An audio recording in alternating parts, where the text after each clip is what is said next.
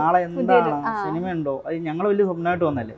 ഞങ്ങളുടെ ആ സ്വപ്നം തീർന്നു എന്നുള്ളൊരു നിൽക്കുന്ന സമയത്ത് അതിന് ചെയ്യാൻ പറ്റുന്ന ടൈമിലൊരു ഇത് OTT-ക്ക് വേണ്ടി നമ്മൾ പ്ലാൻ ചെയ്തൊരു പ്രോജക്റ്റാണ്. പിന്നെല്ലാം നിയമം മാറി ഇപ്പോൾ തിയേറ്ററിലേക്ക്.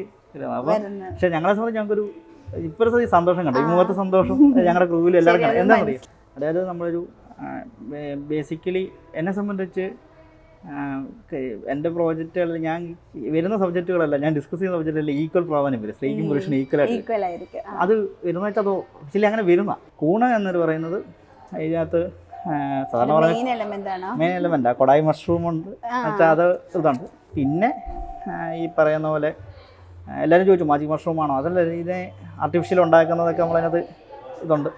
പിന്നെ ഈ സംഭവം ഒരു സ്ത്രീയെ സംബന്ധിച്ച് നമ്മുടെ ഈ സ്ത്രീകളുടെ സ്ത്രീയുടെ ഇതിനകത്തുള്ള സർവൈവലുണ്ട്. അപ്പോൾ അതിനകത്ത് ആ സ്ത്രീയുടെ ഒരു ബുദ്ധിമുട്ട് അവസ്ഥയെ നമ്മൾ ഒരു സിംബോളിക്കലായിട്ട് നമ്മൾ കാണിക്കുന്നുണ്ട്.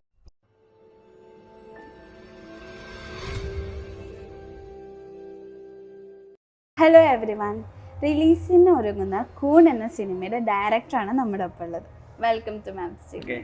എന്തൊക്കെയുണ്ട് വിശേഷം സാർ? സുഖം. അതെ, സിനിമ റിലീസിന് ഒരുങ്ങുകയാണ്, അതൊരു വലിയൊരു വിശേഷമല്ലേ. എങ്ങനെയാണ് ഈ കൂൺ എന്ന സിനിമയിലേക്ക് എത്തുന്നത്? കൂൺ എന്ന സിനിമയിലേക്ക് എത്തുന്നത് ഞങ്ങളുടെ ആദ്യത്തെ ഒരു പ്രോജക്റ്റ് ഉണ്ടായിരുന്നു. ബേസിക് ഇതിൻ്റെ പ്രൊഡ്യൂസർ അനിൽ സാറ് ഈ പ്രോജക്റ്റ് ഏറ്റെടുക്കാൻ കാരണം എന്ന് പറഞ്ഞാൽ ഞങ്ങൾ ഫസ്റ്റ് അദ്ദേഹത്തിന് എനിക്ക് പരിചയപ്പെടുന്നൊരു മറ്റേ ഇതുണ്ടല്ലോ, ആദ്യം നമ്മൾ പ്രളയം ഉണ്ടായ സമയത്താണ് വരുന്നത്. അപ്പോൾ ഒരു പ്രോജക്റ്റ് ആ സമയത്ത് നമ്മൾ ഡ്രോപ്പ് ചെയ്ത് നിൽക്കുകയാണ്. പിന്നെ റീസ്റ്റാർട്ട് ചെയ്യാൻ വന്നപ്പോഴാണ് പ്രളയം ഇത് വരുന്നത്, കൊറോണ വരുന്നത്. അപ്പോൾ ഞങ്ങളിവിടെ ലോക്കായിപ്പോയി എറണാകുളത്ത്. അപ്പോൾ ലോക്കായപ്പോൾ ഞങ്ങൾ ക്രൂ കുറച്ച് പേര്, അതായത് ഡയറക്ഷൻ ടീം മാത്രം. അപ്പോൾ അസിസ്റ്റന്റ് ഡയറക്ടർ ആയിരുന്നു അമൽ മോഹൻ എന്ന് പറഞ്ഞത് അദ്ദേഹം. അപ്പോൾ ഞങ്ങൾ ലോക്ക്ഡൗണിൽ എഴുതിയ സ്ക്രിപ്റ്റാണ് ഇത്. അപ്പോൾ ഞങ്ങൾക്ക് അന്ന് ഫുഡിനൊക്കെ ഭയങ്കരമായിട്ട് അന്ന് കടയിൽ അടഞ്ഞു ഞങ്ങൾ പെട്ടുപോയി. അപ്പോൾ ഇത് കഴിയുമ്പോൾ ഇത് ഓപ്പൺ ആകുന്ന സിറ്റുവേഷൻ ഒരു പ്രോജക്റ്റ് ചെയ്യണം എന്നുള്ള ആശയം ഞങ്ങൾക്ക് ഭയങ്കര സർവൈവലായിരുന്നു ആ സമയത്ത്.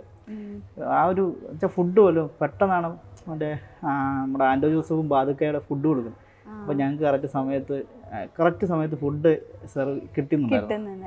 ഞങ്ങൾക്ക് പൊതിയായിട്ട് ഞങ്ങൾക്ക് 5 പേർക്ക് റൂമിൽ അവിടെ കിട്ടുമായിരുന്നു. അത് ഞങ്ങൾ നന്ദിയോടെ സ്മരിക്കുക ആ സമയത്ത്. പിന്നെ അനിൽ സാർ ഈ സ്ക്രിപ്റ്റ് വായിക്കാൻ മേടിച്ചു, നമുക്കത് ചെയ്യാമെന്ന് പറഞ്ഞു. അത് ജസ്റ്റ് ഒരു അമൽ ഒരു ഇതായിട്ട് എഴുതി തന്നു വിട്ടു. ഞാൻ നാട്ടിൽ പോയിട്ട് വൈഫിനെയും കൊണ്ട് ഇത് എഴുതിച്ചിട്ട് അമലിന് ഇതിട്ട് കൊടുത്തു. അമൽ പിന്നെ കറക്റ്റ് ചെയ്ത് തന്നു. അമലാണ് റൈറ്റ് ചെയ്ത് തന്നെ. പക്ഷെ അമലിൻ്റെ കൈഷൻ എനിക്ക് പെട്ടെന്ന് ഇത് ഒരു PDF ആക്കാമെന്ന് ബുദ്ധിമുട്ടായിരുന്നു. അപ്പോൾ എഴുതിയത് ഞങ്ങൾ ഫോട്ടോ എടുത്ത് PDF ആക്കിയിട്ട് അനിൽ സാറിന് ഇത് വായിക്കാൻ ഫുൾ സ്ക്രിപ്റ്റ് കൊടുത്തു. ഇത് പറ്റിയൊരു സാധനമാണല്ലോ, നമുക്ക് ചെയ്യാമല്ലോ എന്ന് പറഞ്ഞുകൊണ്ട് നമുക്ക് ഈ ലോക്ക്ഡൗൺ ടൈമിൽ ചെയ്യാൻ പറ്റുമല്ലോ. സെക്കൻഡ് ലോക്ക്ഡൗൺ ആണ്, അന്ന് ഭയങ്കര റെസ്ട്രിക്ഷൻ ആയിരുന്നല്ലോ. പ്രത്യേകിച്ച് മലയാള സിനിമ പകച്ചുന്ന സമയത്താണ് ഞങ്ങൾ ഷൂട്ട് ചെയ്യുന്നത്. എന്താകും നാളെ സിനിമ 4 അപ്പോൾ ആ സമയത്ത് ഞങ്ങൾ ഈ പ്രോജക്റ്റ് ഷൂട്ട് ചെയ്യുന്നത്. അത് പ്രത്യേകിച്ചൊരു അനുഭവമായിരുന്നു. വല്ലാത്തൊരു ഭയങ്കര ഒരു ഡാർക്ക് ടൈമിൽ നാളെ എന്താണ് സിനിമയുണ്ടോ, അത് ഞങ്ങൾ വലിയ സ്വപ്നമായിട്ട് വന്നല്ലേ. ഞങ്ങളുടെ ആ സ്വപ്നം തീർന്നു എന്നുള്ളൊരു നിൽക്കുന്ന സമയത്ത് അതിന് ചെയ്യാൻ പറ്റുന്ന ടൈമിലൊരു ഇത്. അപ്പോൾ തന്നെ നമ്മുടെ ആ ഒരു സിനിമയ്ക്ക് ഒരു ഇമോഷണൽ കണക്ഷൻ തന്നെ വന്നു. അതെ. പ്രത്യേകിച്ച് എനിക്ക് നന്ദി പറയേണ്ട ക്രൂവിനോടാ. ആ സമയത്ത് എല്ലാം മനസ്സിലോടും. അപ്പം സാർ ആദ്യം പറഞ്ഞു നമുക്ക് ഇന്നൊരു ബഡ്ജറ്റ് എൻ്റെ ഉണ്ട്, ആ ബഡ്ജറ്റിന് നിനക്ക് പറ്റുന്ന പ്രോജക്റ്റ്, അപ്പം ഇത്ര ലക്ഷം രൂപ ഉണ്ട്, അത് വെച്ച് നിനക്ക് എങ്ങനെ ചെയ്യാൻ പറ്റും. ഞാനിപ്പോൾ ക്രൂവിനെ വിളിച്ചിട്ട് ചോദിച്ചു, എൻ്റെ ഇതേ ഉള്ളൂ നിങ്ങൾക്ക് തരാൻ, നമുക്ക് പ്രോജക്റ്റ് ചെയ്യണം. അപ്പോൾ അവർ കറക്റ്റായിട്ട് എല്ലാ സൗകര്യങ്ങളും, അതായത് അന്നത്തെ നമുക്ക് മെയിൻ സ്ട്രീമിൽ നമ്മളൊരു സിനിമ ഇറക്കേണ്ട എല്ലാ ക്വാളിറ്റീസ്, ക്യാമറ ആയിക്കോട്ടെ, ക്രൂ അതിനനുസരിച്ച് എല്ലാം സജ്ജീകരിച്ചു.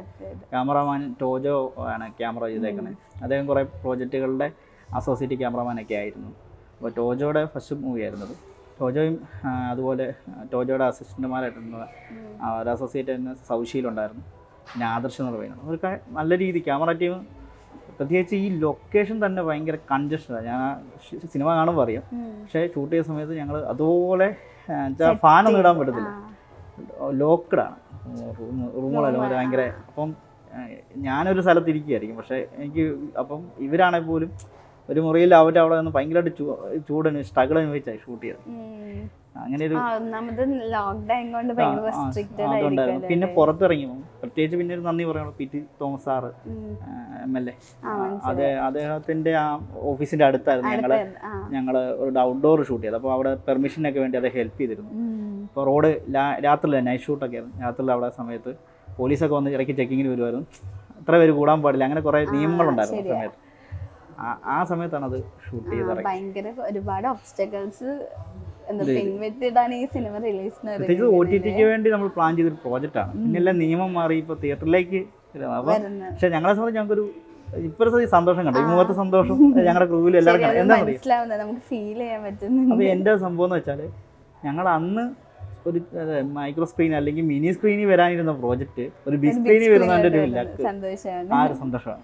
അപ്പോൾ ഈ കൂന് എന്ന് പറയുമ്പോൾ തന്നെ ആ ഒരു എന്താ പറയുക, ഒരു സംതിങ് ഹിഡൻ എന്നൊരു ഫീൽ വരുന്നുണ്ട്. എങ്ങനെയാണ് ആ ഒരു ഹെഡിങ്, അല്ലെങ്കിൽ ഭയങ്കര കണക്റ്റഡ് ആണോ സിനിമയും ആ ഒരു ടൈറ്റിലും?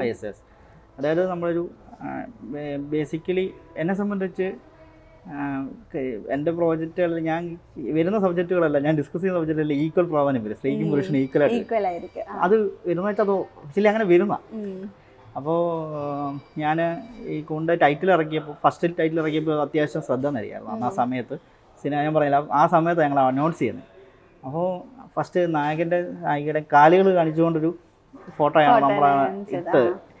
അപ്പോൾ അതിട്ടപ്പോൾ തന്നെ അപ്പോൾ ആരാണ് നായകൻ നായിക എന്നുള്ള സാധനം നമുക്ക് ഈ സബ്ജക്റ്റാണൊരു മുൻതൂക്കം നമ്മൾ കൊടുത്തത്. കാരണം സിനിമ എന്ന് പറഞ്ഞത് ഒരു കൂട്ടം എല്ലാ ടീമിൻ്റെ സൃഷ്ടിയാണ് അതെന്ന് വിശ്വസിക്കുന്ന കൂടുതലാണ്. ടീം വർക്കാണ്, മനസ്സിലായോ? എവിടെയെങ്കിലും ഒരു പാളിച്ച പറ്റിക്കഴിഞ്ഞാൽ മൊത്തത്തിൽ. അതുപോലെ തന്നെ ടീം വർക്കിലുള്ള ഹെൽപ്പ് ഉണ്ടെങ്കിൽ എവിടെ പാളിച്ച പറ്റി അതിനെ റിക്കവർ ചെയ്തെടുക്കാൻ പറ്റും. അപ്പോൾ ഞാനതുകൊണ്ട് അങ്ങനെ ഒരു പ്രാധാന്യം കൊടുത്തു. മുഖം കാണിച്ചിട്ടല്ല സിനിമ ഇതാണ്. അങ്ങനെ ടൈറ്റിൽ നമ്മൾ ഇറക്കിയത് കൂണെന്നുള്ളത്. കൂണ് എന്നൊരു പറയുന്നത് ഇതിനകത്ത് സാധാരണ പറയുന്നത് മെയിൻ എലമെൻറ്റാണ്. കൊടായി മഷ്റൂം ഉണ്ട് വെച്ചാൽ അത് ഇതുണ്ട്. പിന്നെ ഈ പറയുന്ന പോലെ എല്ലാവരും ചോദിച്ചു മാജിക് മഷ്റൂമാണോ? അതല്ല, ഇതിനെ ആർട്ടിഫിഷ്യൽ ഉണ്ടാക്കുന്നതൊക്കെ നമ്മളതിനകത്ത് ഇതുണ്ട്.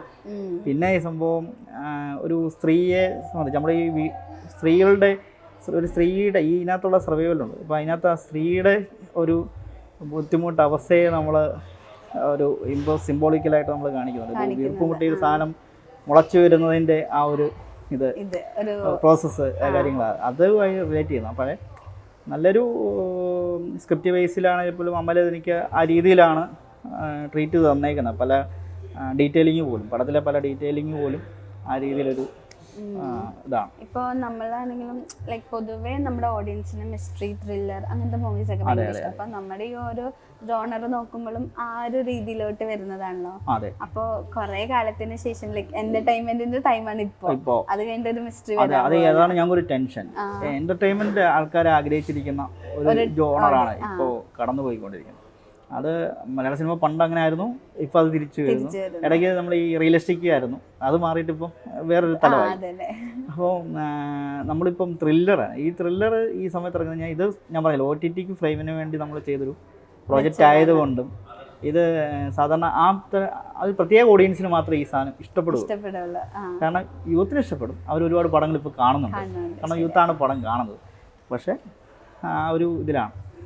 അപ്പം ഇതിൻ്റെ ഒരു നമ്മളൊരു സെക്കൻഡ് പാർട്ട് കൺസെപ്റ്റ് പോലും നമ്മളിതിനകത്ത് വർക്കൗട്ട് ചെയ്ത് വെച്ചിട്ടുണ്ട്. അപ്പം അങ്ങനെയാണ് നമ്മളതിനെ പിക്ക് ചെയ്തെടുത്തേക്കുന്നത്.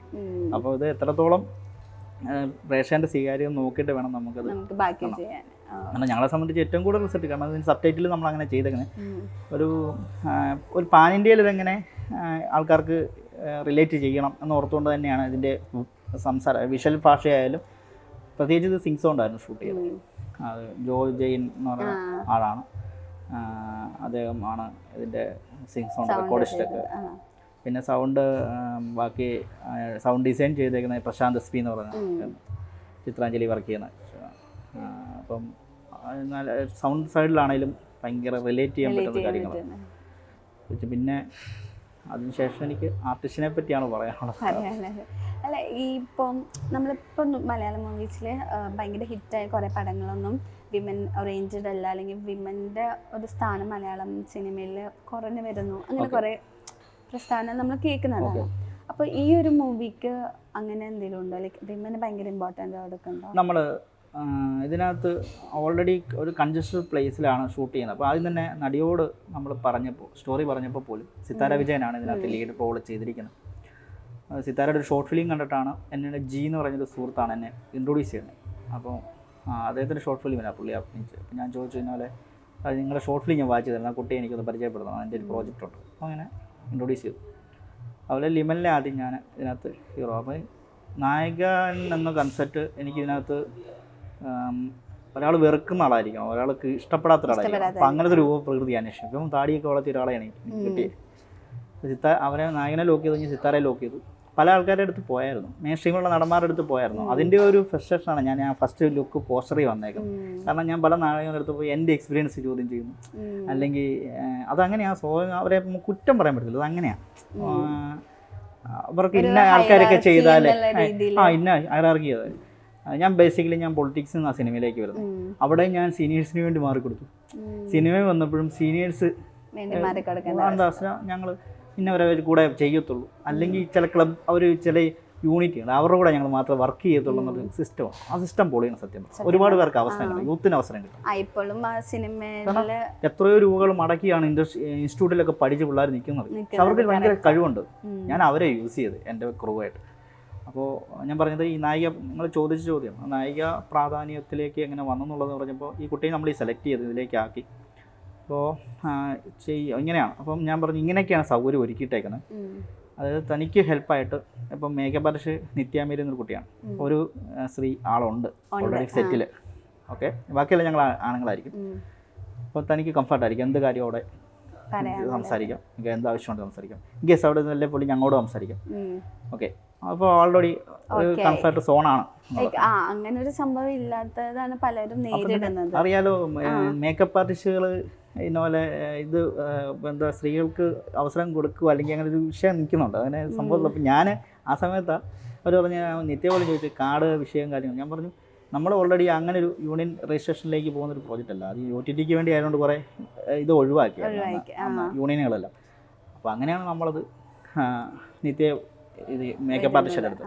അപ്പോൾ സിത്താരയ്ക്കാണെങ്കിലും ഒരു കംഫർട്ട് ഒരാളുണ്ട് കൂടെ. പിന്നുള്ളതിനകത്ത് ടൈറ്റ് ഷെഡ്യൂളായിരുന്നു.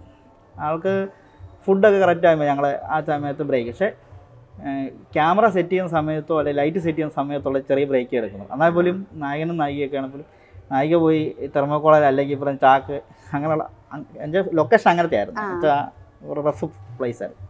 അപ്പോൾ അവിടെ അങ്ങനെ കിടന്ന് റെസ്റ്റ് അങ്ങനെ ചെയ്ത് ആ സമയത്ത് ഷൂട്ടിൻ്റെ ആകുമ്പോൾ അങ്ങനെയുള്ള ബ്രേക്ക് അവർ എടുത്തിട്ടുള്ളൂ, അല്ലാതെ നമുക്ക് ബ്രേക്കില്ല. Through out ഷൂട്ടായിരുന്നു. ഇപ്പോൾ രാവിലെ 9 അല്ലെങ്കിൽ 7 തുടങ്ങി 8 തുടങ്ങിയാൽ വൈകിട്ട് 9 മണി വരെ അങ്ങനെ കണ്ടിന്യൂസ് ആയിട്ട് ടൈറ്റ് ഷെഡ്യൂളായിരുന്നു. ഏകദേശം ഒരു 18 ദിവസം കൊണ്ട് തീർക്കാൻ എനിക്ക് ടീമാണ്. അതെന്നുവെച്ചാൽ സിങ് സൗണ്ട് ആയിരുന്നു. പിന്നെ ആ സമയത്ത് സിങ് സൗണ്ട് ഷൂട്ട് ചെയ്യുമ്പോൾ അറിയാലോ, ഇപ്പം പുതിയ ആർട്ടിസ്റ്റ്, കാരണം ബേസിക്കലി ഇതെന്ന് പറയുമ്പോൾ ആൾക്ക് എന്തെങ്കിലും ഒരു ബുദ്ധിമുട്ട് അല്ലെങ്കിൽ കുറച്ച് ടൈം വേണമെന്ന് പറയുമ്പോൾ നമ്മൾ അതിന് കൊടുക്കുമായിരുന്നു. ചിലപ്പം ഇമോഷനാണ് ഇയാൾക്ക് റിലേറ്റ് ചെയ്ത സ്ക്രിപ്റ്റിൽ കുറച്ച് കാര്യങ്ങൾ ജീവിതത്തിലുമുണ്ട്. അപ്പോൾ അങ്ങനെ വരുമ്പോഴത്തേന് ചില സമയത്ത് അങ്ങനെ, അപ്പോൾ ഞങ്ങൾ ആ അവസ്ഥ എന്നോട് ഒന്ന് പറയും, അപ്പോൾ ഒന്ന് ബ്രേക്ക് എടുക്കാൻ വേണ്ടി പുറത്ത് പോയി നിൽക്കും. അങ്ങനെ ഒരു ഇതായിരുന്നു. സത്യം പറഞ്ഞാൽ ഞങ്ങളൊരു ഒരു കുടുംബം പോയിട്ട് എൻജോയ് ചെയ്താണ് പ്രോജക്റ്റ്. അങ്ങനെ ഒരു ടീം വർക്കായിരുന്നു. അപ്കമിംഗ് പ്രോജക്ട്സ് ഈ ഒരു സിനിമയ്ക്ക് ശേഷം വേറെ പ്രോജക്റ്റുകളുണ്ട്. ആർട്ടിസ്റ്റിനോട് കഥ പറയുന്നുണ്ട്. ഇപ്പോൾ എല്ലാവരും പറയുന്നത് ഫസ്റ്റ് പ്രോജക്റ്റ് ഇറങ്ങട്ടെ, ഞാൻ പറഞ്ഞില്ല ആ ഒരു സാധനം ഇപ്പോഴും നിലനിൽക്കുക. അതിനിപ്പോ പലപ്പോഴും ചർച്ചയിലോട്ടും വന്നുകൊണ്ടിരിക്കുന്നത് ഇങ്ങനെ ഒരു ഹൈറാർക്കി ഇഷ്യൂസും കാസ്റ്റിംഗ് കൾച്ചർ അങ്ങനത്തെ. അതെ, അപ്പം ഞാൻ പറയുന്നത് ഇപ്പം എനിക്ക് ഓരോ സബ്ജക്റ്റുകൾ ഞാൻ പറയുന്നു. അപ്പോൾ ഡേറ്റിൻ്റെ കാര്യം പറയുമ്പോൾ ഈ പ്രോജക്റ്റ് ഇറങ്ങട്ടെ അല്ലെങ്കിൽ ഇതാണ് എന്ന് പറഞ്ഞുകൊണ്ട്, അല്ലെങ്കിൽ അവർ പറയുന്ന പ്ലാനിങ് അനുസരിച്ച് മാറ്റണം, അല്ലെങ്കിൽ ആ ഒരു ഇതുണ്ട്.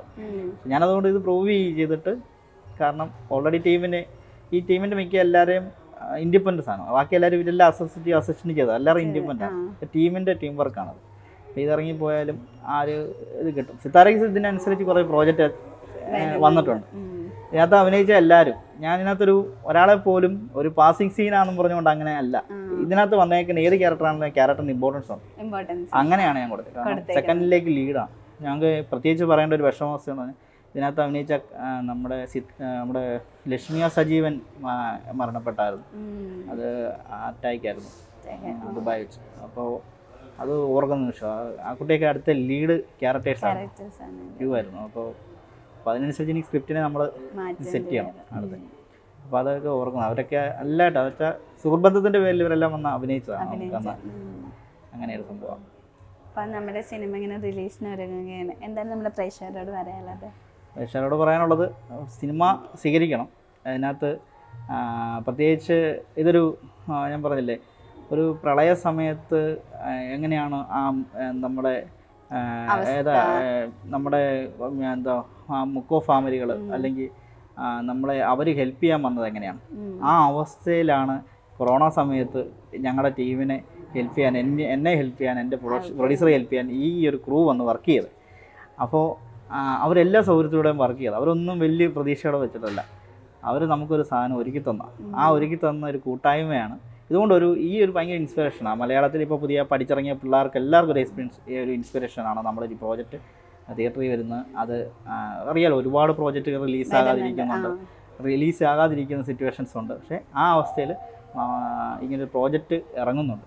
അപ്പം തീർച്ചയായിട്ടും തിയേറ്ററിൽ വന്ന് കാണണം, അഭിപ്രായം പറയണം, നല്ലതോ ചീത്തയോ അഭിപ്രായം പറയണം. അതാണ് നമ്മുടെ അടുത്തൊരു ഇമ്പ്രൂവ്മെൻറ്റ്. കാരണം ഇതൊരു